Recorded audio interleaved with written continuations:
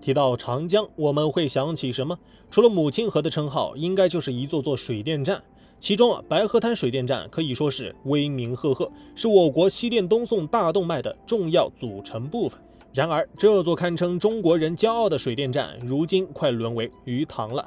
白河滩水电站位于长江干流金沙江河道上，是规模仅次于三峡水电站的世界第2大水电站。它的建设过程采纳了世界上最先进的技术，其中共有6项技术指标创造了世界之最，建设难度之大，机组效能之高，举世罕见。因此呢，白河滩水电站自筹建以来就吸引了各方关注的目光。经过数十年的谋划，终于在2022年底实现全面投产。白河滩水电站正常蓄水位高达825米，蓝河成湖，各类水生动物得以在富足的水体环境中自由生长。加上长江10年禁渔期，极大促进了长江流域生态环境恢复和渔业资源再生。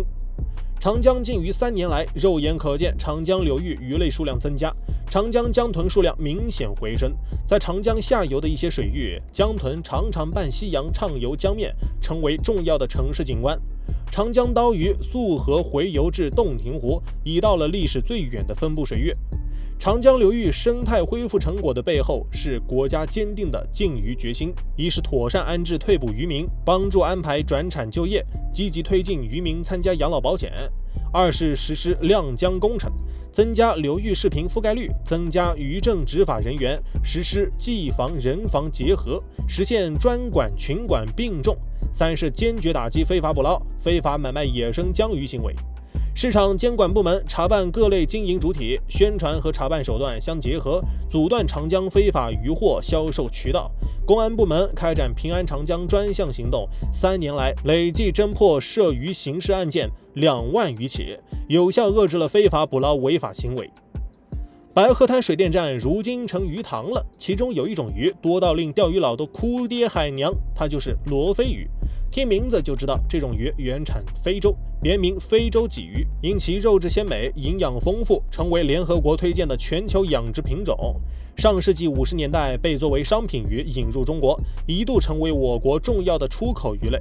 在罗非鱼刚刚引进国门的那个年代，水产养殖和管理手段较为落后，养殖区域分散，且以家庭养殖为主，更别提什么市场规模、行业规范了。可以说，养殖户随便想怎么养就怎么养。好在罗非鱼适应力强，繁殖力也强，就算随便养养，也能让养殖户赚得盆满钵满。在这种不规范的养殖中，难免有些罗非鱼越狱进入野外。作为外来物种，罗非鱼在中国水域可谓坐享天成，生存环境适宜，食物来源丰富，也没有什么天敌威胁。罗非鱼最快繁殖速度可以达到1月1产卵。惊人的适应能力和优异的环境条件，促使罗非鱼在我国野外水体环境中迅速繁衍，抢占了我国本土水生生物的生存资源。这就是白河滩水电站水库以及我国整个南方水系中罗非鱼泛滥成灾的主要原因。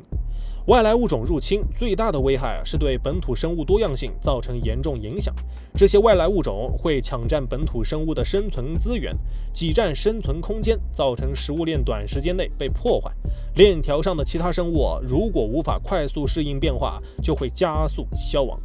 同时呢，外来物种带来的其他疾病也会可能对本土人畜健康造成影响，有时也会造成环境改变，影响农业生产。面对罗非鱼在我国水体中的泛滥，我国渔业相关部门早已关注并采取相应手段，很好地控制了罗非鱼在野外的扩散。